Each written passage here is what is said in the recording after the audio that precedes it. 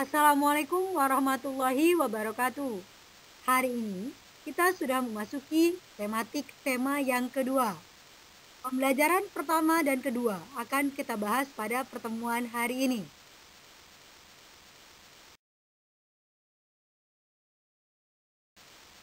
Ada beberapa pokok bahasan yang akan kita pelajari pada hari ini. Yang pertama, mencari informasi penting dari teks. Yang kedua, sistem pernafasan pada hewan. Yang ketiga, sistem pernafasan pada manusia. Dan yang keempat, tangga nada diatonis mayor.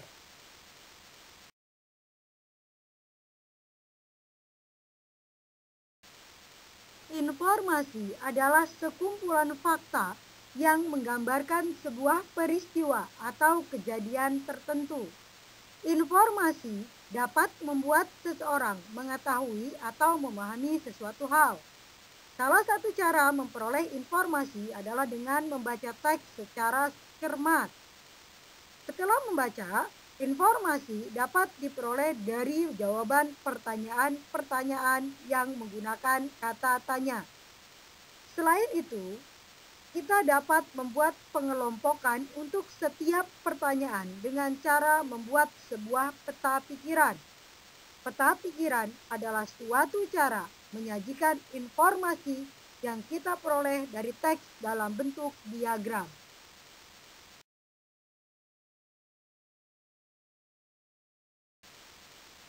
Dalam sebuah teks terdapat banyak informasi. Biasanya, setelah teks diberikan, terdapat beberapa pertanyaan yang harus kita jawab agar kita lebih memahami isi teks tersebut. Jawaban dari pertanyaan tersebut ada dalam teks. Untuk lebih memahami bagaimana cara menjawab pertanyaan dan membuat pertanyaan dari sebuah teks, maka kalian perlu memperhatikan mengenai kata tanya dan arah jawabannya. Perhatikan tabel berikut ini. Kata tanya apa? Biasanya digunakan untuk menanyakan nama-nama benda, sebab, akibat, judul, atau tema. Kata tanya di mana digunakan untuk menanyakan tempat atau latar. Kata tanya kapan digunakan untuk menanyakan waktu kejadian suatu peristiwa. Kata tanya siapa digunakan untuk menanyakan tokoh utama dan tokoh pendukung. Kata tanya mengapa digunakan untuk alasan suatu masalah dalam teks. Kata tanya bagaimana digunakan untuk cara membuat, proses, urutan, pendapat, atau sikap. Kata tanya berapa digunakan untuk menanyakan jumlah atau banyak benda. Hewan memiliki sistem pernafasan yang berbeda-beda. Sistem pernafasan hewan disesuaikan dengan tempat hidupnya. Sistem pernafasan meliputi organ-organ pernafasan dan cara kerja organ-organ pernafasan tersebut. Berikut adalah beberapa jenis hewan dan alat pernafasannya. 1. Cacing tanah. Cacing bernafas menggunakan permukaan kulitnya yang basah dan berlendir. Permukaan kulit tersebut membantu pertukaran gas oksigen dan karbon dioksida. 2. Serangga. Serangga bernafas menggunakan trakea, yaitu saluran-saluran halus yang bercabang dan tersebar di seluruh tubuh serangga. 3. Ikan. Ikan bernafas menggunakan insang. Insang berbentuk lembaran-lembaran tipis. Air yang mengandung oksigen akan masuk melalui mulut ikan. Kemudian, mulut ikan tertutup dan air akan mengalir ke bagian insang yang terbuka dan terjadilah pertukaran oksigen dengan karbon dioksida. 4. Amfibi atau katak. Amfibi merupakan hewan yang memiliki dua tahap hidup, di air kemudian di darat. Saat di air, dalam fase berudu, amfibi bernafas menggunakan insang. Saat di darat, amfibi bernafas dengan menggunakan paru-paru dan kulit. 5. Reptilia. Reptilia bernafas menggunakan paru-paru. Oksigen masuk melalui hidung, lalu ke tenggorokan dan ke paru-paru. 6. Burung. Burung bernafas menggunakan paru-paru. Pernapasan burung juga dibantu oleh pundi-pundi udara. Pundi-pundi udara mampu menyimpan udara. Saat terbang, burung tidak bernafas melalui hidung, melainkan menggunakan udara yang tersimpan di pundi-pundi udara. 7. Mamalia. Mamalia bernafas menggunakan paru-paru. Oksigen masuk melalui lubang hidung ke tenggorokan lalu ke paru-paru. Karbon dioksida dikeluarkan melalui jalur yang sama.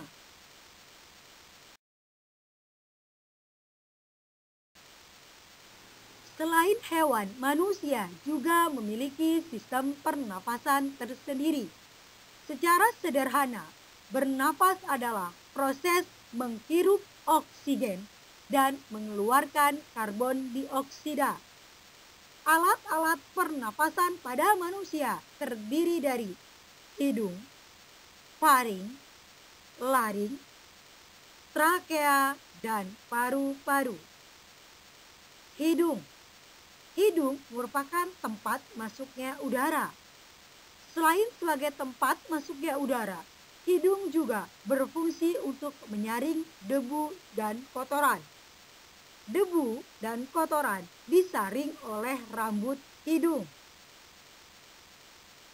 Hidung juga memiliki fungsi lain, yaitu untuk menyesuaikan suhu dan kelembapan udara. Yang kedua, faring. Penghubung antara bagian hidung dan paru-paru, antara rongga hidung dan trakea terdapat faring, yang merupakan pertemuan rongga hidung dan rongga mulut. Faring berfungsi sebagai jalan bagi masuknya udara.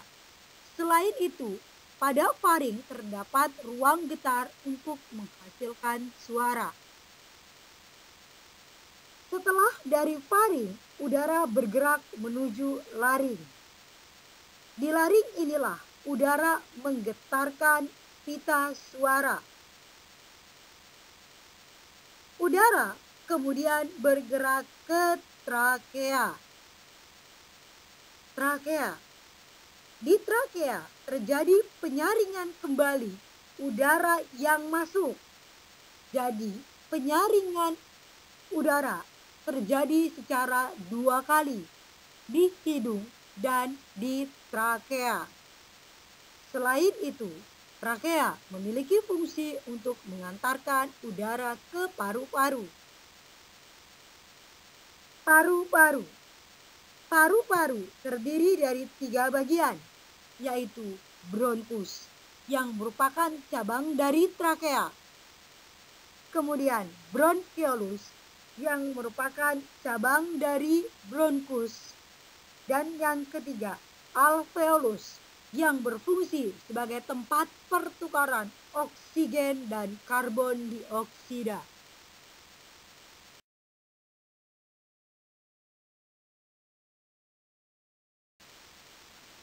Perhatikan gambar sistem pernapasan pada manusia berikut ini.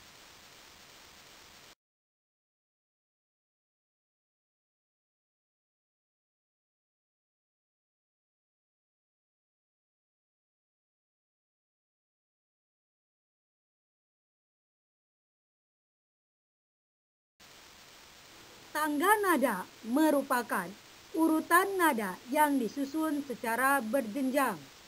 Salah satu bentuk tangga nada adalah tangga nada diatonis, yaitu rangkaian 7 nada dalam satu oktav yang memiliki susunan tinggi nada yang teratur.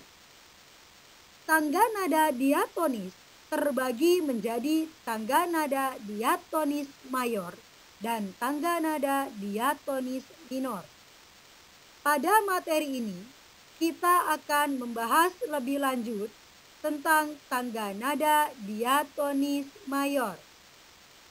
Tangga nada diatonis mayor adalah rangkaian 7 nada yang susunan nada-nadanya berjarak 1, 1, setengah, 1, 1, 1, setengah. Perhatikan gambar berikut. Gambar berikut merupakan contoh gambar tangga nada diatonis mayor. Lagu dengan tangga nada diatonis mayor memiliki ciri-ciri antara lain: 1. Bersifat riang gembira. 2. Bersemangat. 3. Biasanya diawali serta diakhiri dengan nada do sama dengan C. Memiliki interval atau jarak nada 1, 1, setengah, 1, 1, 1, setengah.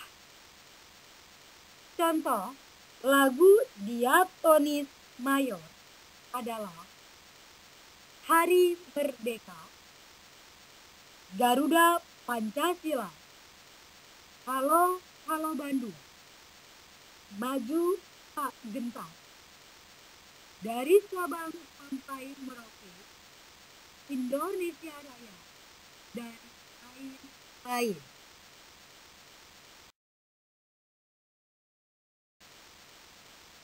Terima kasih atas perhatiannya. Sampai bertemu di pembelajaran berikutnya. Wassalamualaikum warahmatullahi wabarakatuh.